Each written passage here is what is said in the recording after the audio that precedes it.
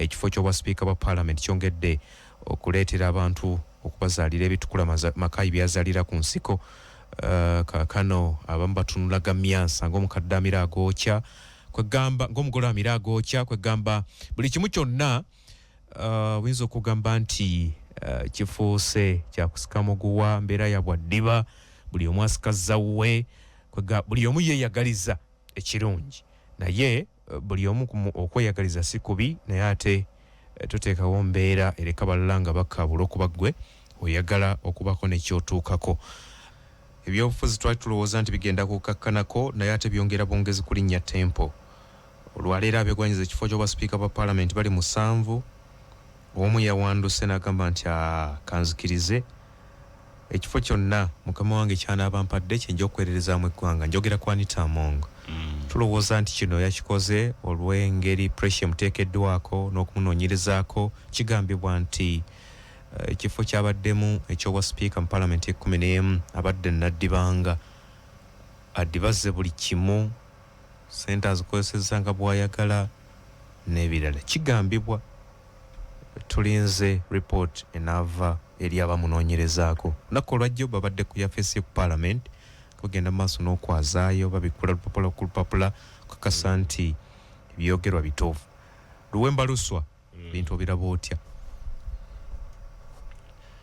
Ekisookera ddala mwami Kagugwe n'abatuwuliriza ebintu bya Anet Among bikyali bizibu nnyo oluvannyuma lwa CDF okuvaayo ensonga n'azeenyigira mu bulambalamba kubanga kijjukirwa nti yategeeza eggwanga nti ensonga zonna ezinaavangayo ku buli bw'enguzi obulyake n'obulabbayi awo atunudde nnyo tayisa wayina okukoma awo atunudde nnyo ekisonga y'obulyake it's a joint effort oli yonna ng'avaayo ng'alwanyisa bulyake automatically oyina mwegattako bwegazi bw'abanga ogamba nti azenyigidde mu butereevu nga bw'ogambye tayise wayina okukoma Anita Among civilian badde ndowooza nti CDF alina kubanga ali ku nsonga z'amagye n'okukuuma eggwanga n'ensalo zaalyo.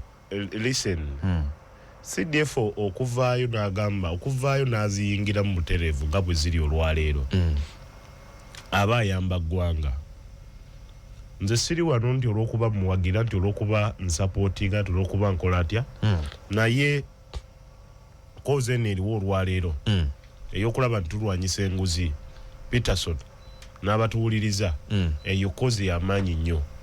Nze olwaleero gye Moses simuwagira naye ku nsonga y'enguzi kinkakatako kulaba nti mbeera mabega we naddala kubanga enguzi ekripolinga enafu y'ebintu bingi nnyo.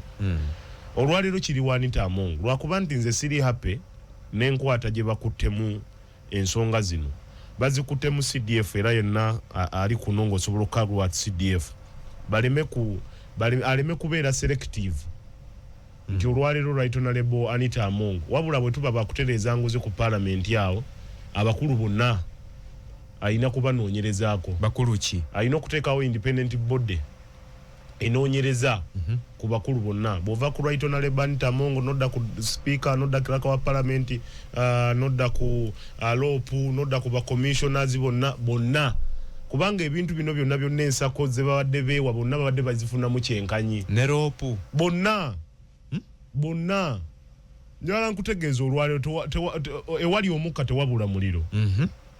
Bw'otunuulira emabegako eri muganda waffe Joel Ssenyonyi leader of opposition tujja gamba emeritus kubanga tekinategerekera baddamu okulondebwa oba taddamu kulondebwa oluvuvumo lwavaayo ne bagamba nti wano mwali mugundi it is alleged yakubeeza airlines ne bagamba nti wano nti yakola bwati nagamba nti wano yakola bwati kigambibwa nti yakola bwati n'okusinzira ebize byogerwa nti kubanga mu mwaka gumu n'ositula ebizimbe 4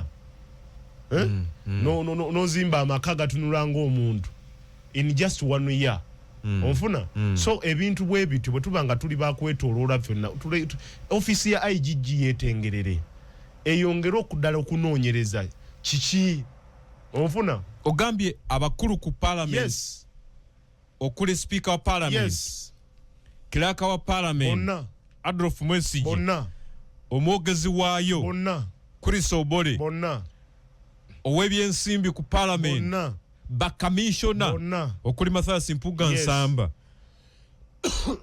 ogaseko ne leader of opposition bonna balina okubeera nti banoonyerezebwako kireme kusigala nga ku Anita Amongo yekka bwe kinasigala ku Anita Amongo yekka then awo kiba kitebeerezebwa nti kati awo tebali ku nguzi balina bubeezi byabwe bebakola ki nebanga tuli bakufeffetta nguzi mu ggwanga buli omu alina okuba accountable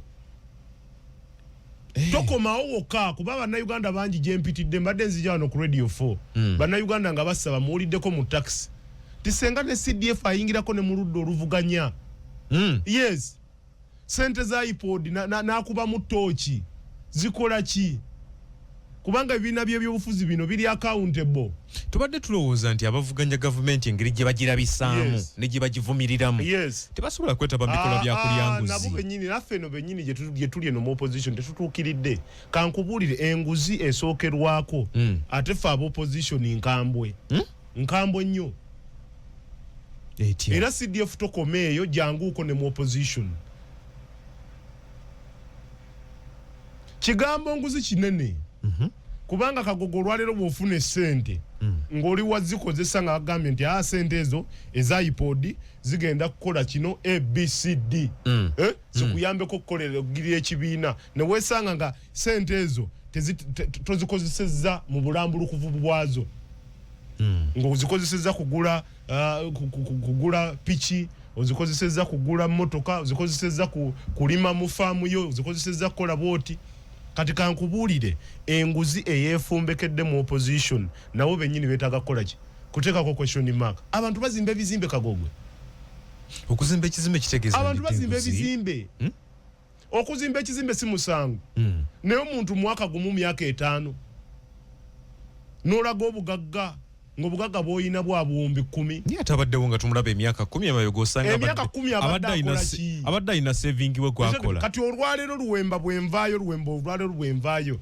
nendaga ekizimbe kyamyalirira 3 nojja ewange olwaleero bw'ojja ewange era olaba nti luwemba naye kakati wayitawo wiiki ng'emu ne nkugamba nti enajja era awo woba onsanga ogenda okutuukawo nga ekizimbe kitunula ng'omuntu kati olwaleero bannabyabufuzi kye baliko kasita bategedde nti CDF yakiyingiddemu batandise okulaba nti bakyusa bakola transfer z'ebyapa babiteeka mu mannya g'abalala olwaleero ekiriwo bakukusa bisawo bya ssente babijja mu mayumba babitwala mu mayumba amalala kankubuulire people have money abantu babbye ssente Kagogwe gwe joddeeyo gy'okaabira nti simanga eddwaliro teriri mu madagala simanga bino biki abantu babbye ssente people have money and people I know people badisguisinga omuntu n'omusanga kirandi kuluuza nga kikadde atetenkanya kitetenkanye gwe nolowooza nti talina ssente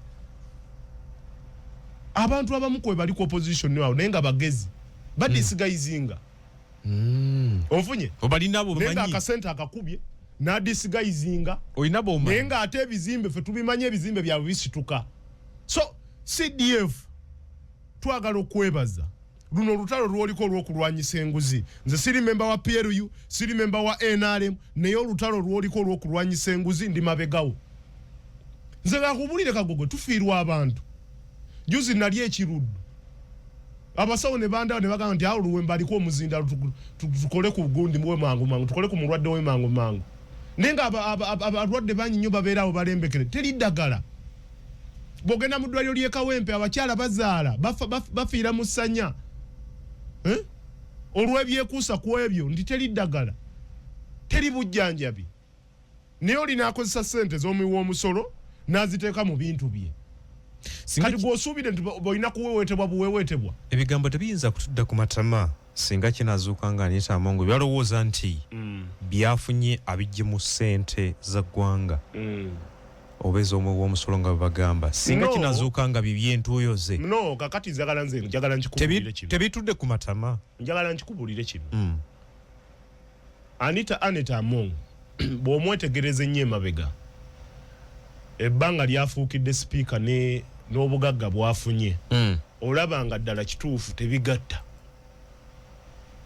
onfuna olaba nga ddala kituufu tebikola ki tebigatta nga ne bwogenda bugenze ku calculator g'omuntu oba otya n'amaka almost 4 nga gonna gatunula ng'omuntu gali ataano nozimba amaka ebukeddeya nozimba amaka kubanga right honorable speaker yali asula wano Ntinda wano ku UNEB wano we wali amakage nga tannafuuka speaker bw'oyasengukawo n'agenda Nakasero bw'ava mu Nakasero n'azimba ag'ebukeddeya bw'ava mu g'ebukeddeya n'azimba ag'ekigo omuntu tazimbeko bw'ava mu g'egundi n'ozimba essomero eritunula ng'omuntu tovudde okwo oleese royizi omuntu tazimbeko takoleko byayagala Kagogwe olw'okuba nti bagenda munoonyerezaako Kagogwe olwaleero bwe twogera ku right honorable Triple A tulaba nga ye kennyini yeekubye omupiira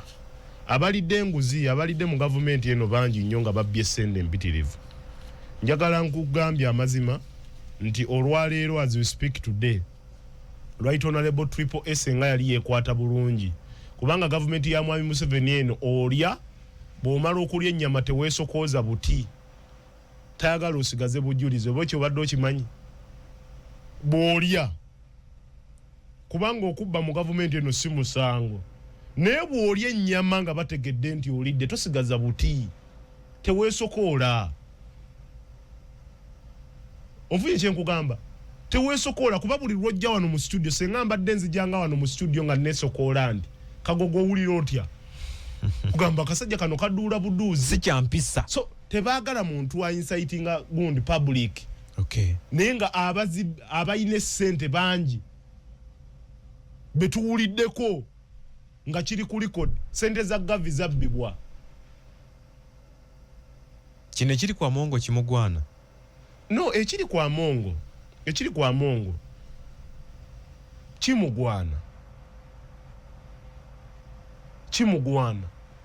ekiri kwa mongo kimugwana okuteekawo okunoonyereza era bwe bakizuula nti yeekobaana mu buli bw'enguzi avunaanibwe naye ate tekikoma kwa mongi yekka ffe kijja kutuyisa bubi nnyo okulaba nti mubadde selective buli kise yeenyigidde mu bubbi bw'essente z'omusolo naye akwatibwe ayisibwa yemu ng'amongo mpulira nti negwe batembeeta ku bwa speaker wa parliament Jacob Oboth y'omu ku baali mu saga y'amabaati anti kakati bw'abeera nga y'omu ku abo bali mu saga y'amabaati era naye akwatibweko simanyi oba lwaki bwe babeera nga ddala ate baŋŋamba nti General Museveni ne gavumenti ye nti bwe babeera nga banaakuwa ekifo basooka kukolako lipooti ne bagamba nti ono Kagogwe teyeenyigira mu kino ne bagamba nti ono gundi ekyo si kyekimu ku binnyonnyola nti Anita Among waliwo ebyobufuzi ebimutambulirako anti kakati ebyobufuzi mukyayita mukati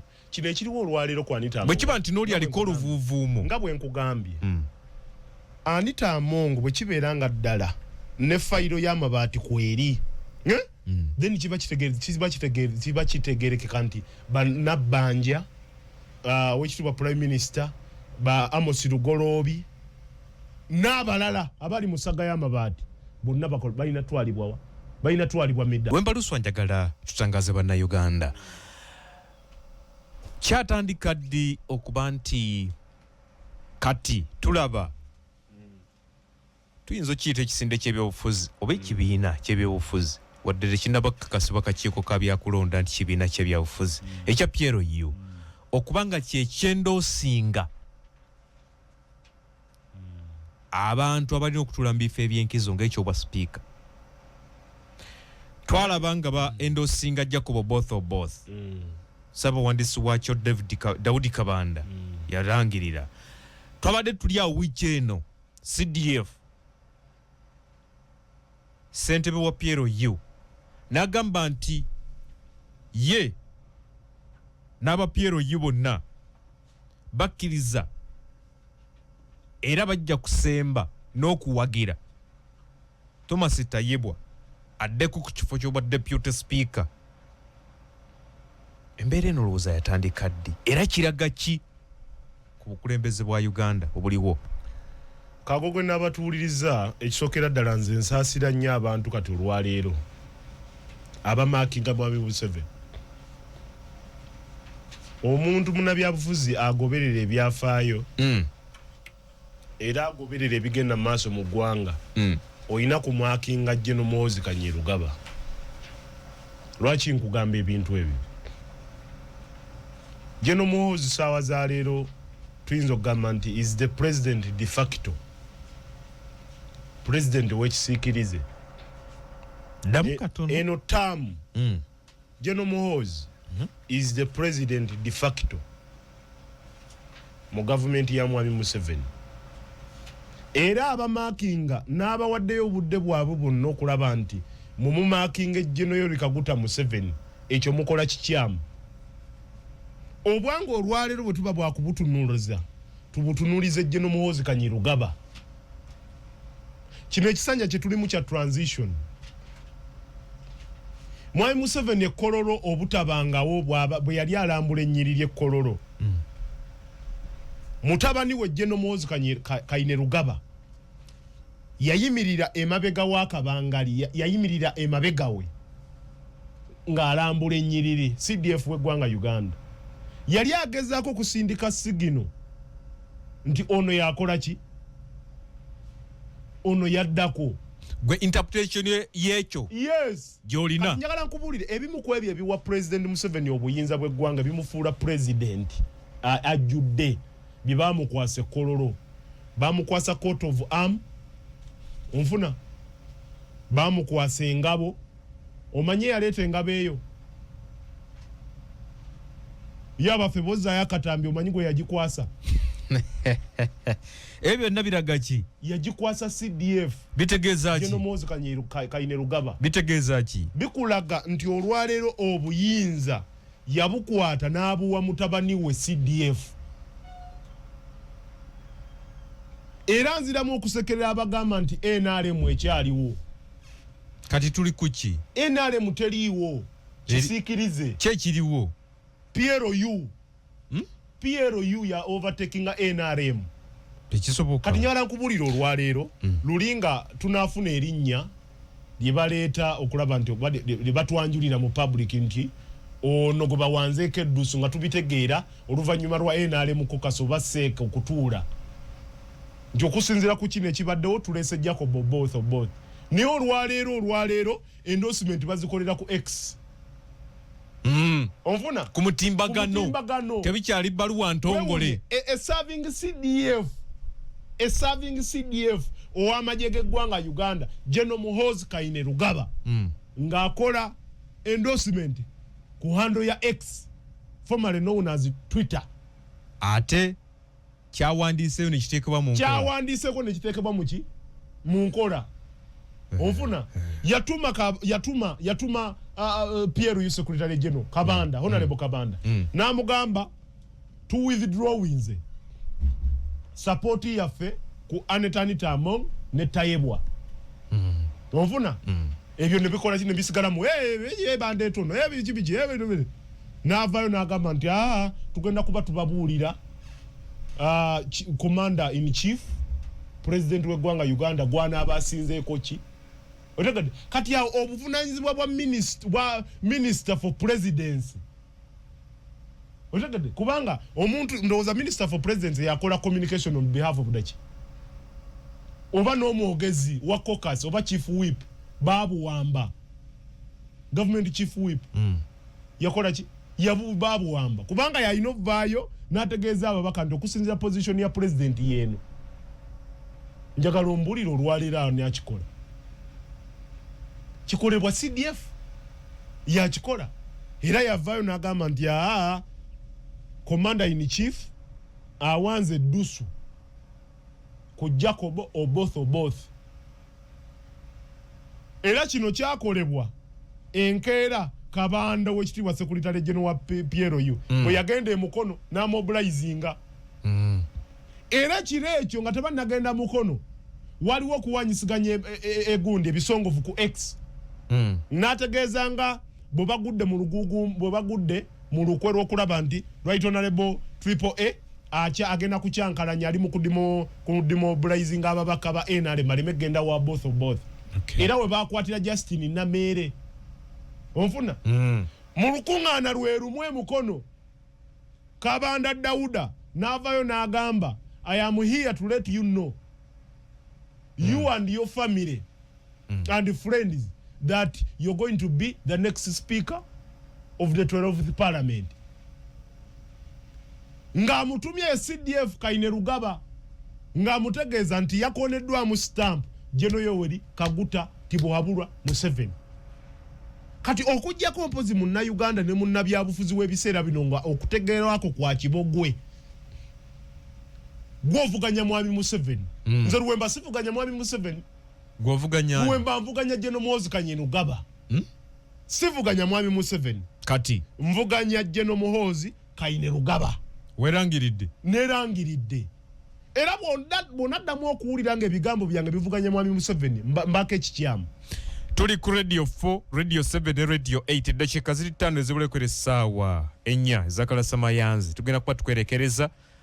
Njagala mmanye ku ndowooza ya Luwemba Luswa ku kibiina kya NUP nakyo kyavuddeyo ne kigamba nti Paulo Mwiru omubaka wa Jinja East ajje atereze ekifaananyi kya Parliament y'omu ku bali mu lwokaano lw'obwa speaker bamalako. Kakade ekisookera ddala baganda baffe abo twagala obbayozaayoza. Njagala okuyozaayoza muganda nge Paul Mwiru olw'obuvumu bwayolesezza okuvaayo n'ekibiina kye okuvuganya ku bwa speaker. Baleme kumala budde ng'alingiza nga muziba alingiza. Baleme kumala budde nga alingiza omunene asitamye. Wali olingiza ku mukyalo omunene nga asitamye. Tonnyonnyola. Ekyo tokinnyonnyola kireke. Kati abamala budde. Okuwangula obwa speaker is all about numbers.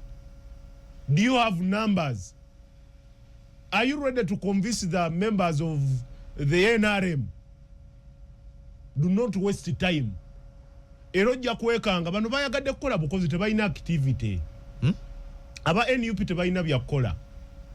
Okulangirira nti Paulo Mwiru ajavuganye ku dembe lyabwe kiri constitution kubanga buli muntu yenna nange kennyini nandibadde mbuvuganyako. Singa obaddeyo. Naye ono owangula.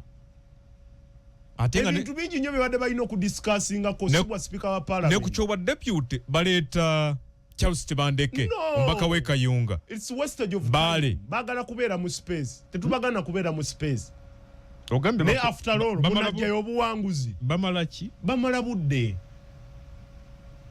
Ng'alingiza omunene asitamye.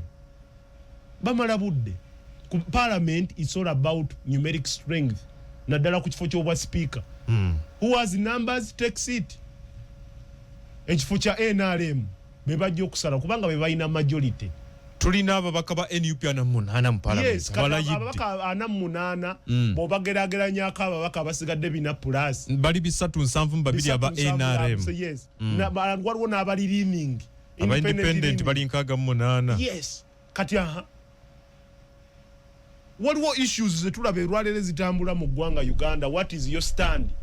Mwengamwe mwetaddeko thermometer epima corruption. Bali mu kudduka bintu bino ebiriwo olwalero ebya corruption. Baliwa. Oshagede naye ekyo obwa speaker tebabuzaabuza bannayuganda. Era ojja kwesanga nga muganda nge Paul Mwiru yeesimbye wafunye obululu obwo. Busatu. Yes, I'm telling you. Nga tawozeza bulwa namunana. Nga abujjawa. Nga baka be NUP bali namunana. Nga abujjawa. Nga abujjawa. Wajja kuba wa musekendinga. N'ababete bagenda mulonda. Tebasobola mulonda. Abe NUP. Yes. Lwaki? Semuju yafuna obulubumeka. Bakalikamu. Kakati ddayo. Muresi tulinamu Nobert Mao. Naye agamba akyalimu. Ayina olugendo. Ekya Nobert Mao nakikunnyonnyola. Nobert Mao baamuleeta okwongera okusika spark. Gavumenti ya Mwami Museveni bw'eba enakkuba eteekawo embeera eteekawo akkuba. Tekkuba direct ekkuba indirect ng'eyita mu Mao.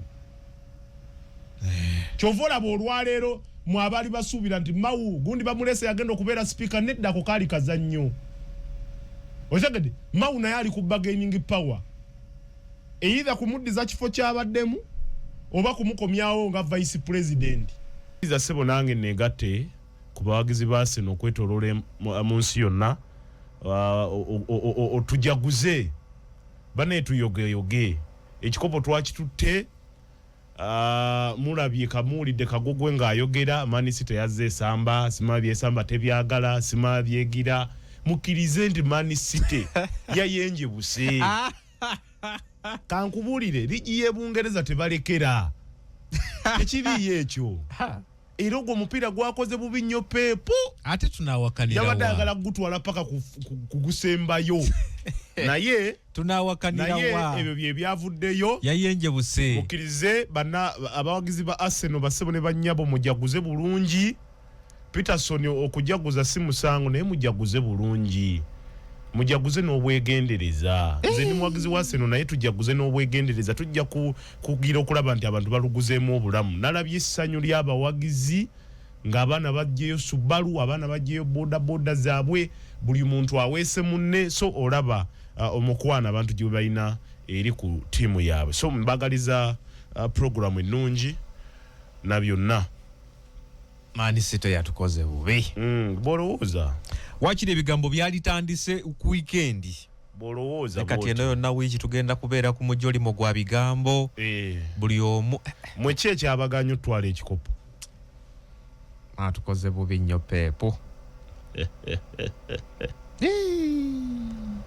katujje katono nnyo Asumani Kafeero webale okuba nti otumbudde agambye kwe tuli wano ku Radio 80 ewooma Mawogola mukulu wange Peterson baba tutumbudde radio ewooma ju agambye enju ku nju kale abe Mawogola mwenna